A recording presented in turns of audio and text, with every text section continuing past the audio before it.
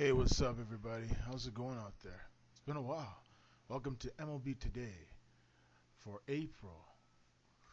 Let's take a look. Sorry, for Tuesday, April 17th, 2012. It's been a while, man. I mean, opening days happened a few weeks ago. It took a while to get one of these videos out, but I've been watching a lot of hockey of late, so I haven't been focusing too much on Major League Baseball. I have been watching some games here and there. I've seen a lot of teams surprise me this year. Kemp surprised me. Leads the league with 6 home runs. The Los Angeles Dodgers 9-1, best team in baseball. The New York Mets playing amazing this year. The Washington Nationals just playing outstanding baseball. Toronto Blue Jays look amazing. Yankees and Red Sox are struggling. Um, Even the Angels struggling. Texas is doing pretty good. Seattle Mariners are playing very, very good. Teams that most people thought were going to struggle are struggling. Minnesota, Kansas City was actually supposed to do good this year, but they're struggling.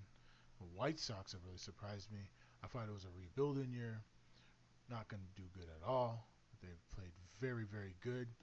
Some teams, some players have played very bad. I mean, Tim Lincecum is 0-2. What's wrong with Tim Lincecum? After he signed a big deal to re-sign with the team for 2 years, I think around 50 million, close to that. Um, Now his game, like his velocity on his pitches are slowing down.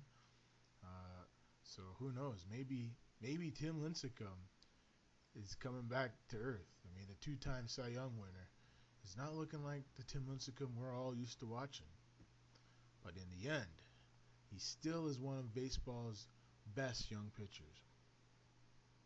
Trust me, there's a reason he was Mr. 2K Sports in MLB 2K9. And there's a reason that he's one of the baseball's best up-and-coming pitchers.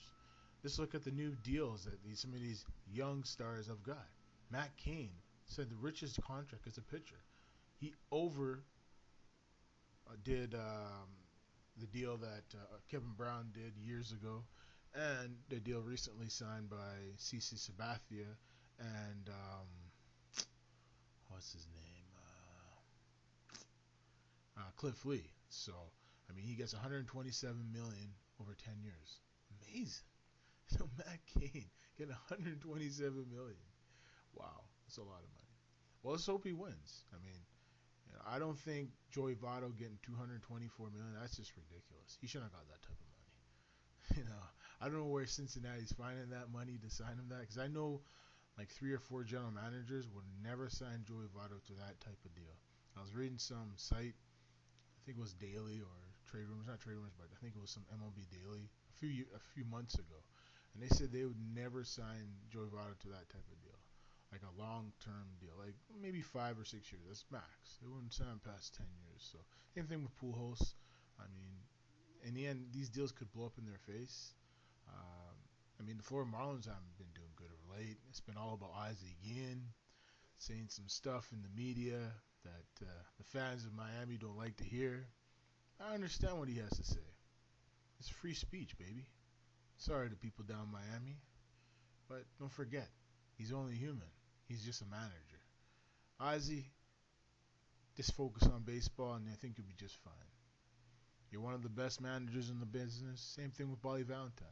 Right now, he's facing some serious questions from his team, especially the players on the team in the Boston Red Sox, criticizing Kevin Youkilis, criticizing some other guys on the team. But in the end, they got to stick together. Whatever happens, just keep it in house.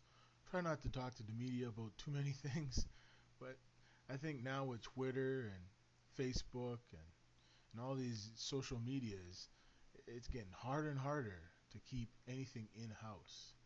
So I really feel that when you look at what's going on in Major League Baseball nowadays, with all the rumors and all the things going on behind the scenes and people criticizing one another, um, I just got to say, man, that's just the way it is. Bobby Valentine likes to give his opinion out on players, on other coaches, on other teams, and whatever. He's a New York guy. Don't forget, he's a former Mets manager, and he's a former manager in Japan. So, he's one of the best former great player, and that's one thing you got to remember, man. It's baseball. It's an everyday thing. It's 162 games. It's a long time. I never played 162 games, but it's a long time. It's a lot of games. A lot of things are going to happen. But I think in the end, we just got to watch the games and enjoy it. I know it's still early. We're still in April. But teams are struggling. It's still early. But I think some new teams are going to really step it up this year. The Nationals, the Mets have really surprised me. I think these are teams you got to watch out for. I think the Phillies will get it going, but I just don't have enough firepower to compete with a team like the Mets or the Nationals. Even the Marlins, I feel that they're so bad right now, it could be a really bad year for them. They might lose 95 games. So we'll see what happens. Pittsburgh Pirates could lose 100 games if they don't get their act together real soon. Um, and a team like the A's, I mean, they're losing some hard games, but Yoenis Cespedes, I mean, this guy's played amazing. I was watching him play the other night, and he hit a home run so far. I mean, it went like to dead center field. It was insane, man. I mean, when that guy hits the baseball, it's like he could take it out of the ballpark every time. So, as far as I'm concerned, baseball is getting good, and it's still early. Um, no one's gonna win a Cy Young right now. I mean, last night I saw a little bit of um, Justin Verlander. He threw 130 pitches. I don't know how most pitchers do it, but he's a two-time MVP. Oh, he's an MVP and a Cy Young winner. So he's that's one-time Cy Young winner and one-time most valuable player. So I mean, Justin Verlander, Mr. 2K Sports himself. They won the game 3-2, led by Verlander. He got in trouble in the ninth inning against Kansas City last night, but he managed to pull it out. So all I gotta say, you're the man there, Justin. Keep up the good work. And the Detroit Tigers. I think Miguel Cabrera is playing pretty good. I saw some highlights last night on Sports Network, and I gotta admit, he looked pretty good. He has a pretty good arm. Defensively, he's starting to get more confidence. Before it's all said and done, I think Detroit Tigers are going to win their division, and they're going to probably get to the American League Championship Series.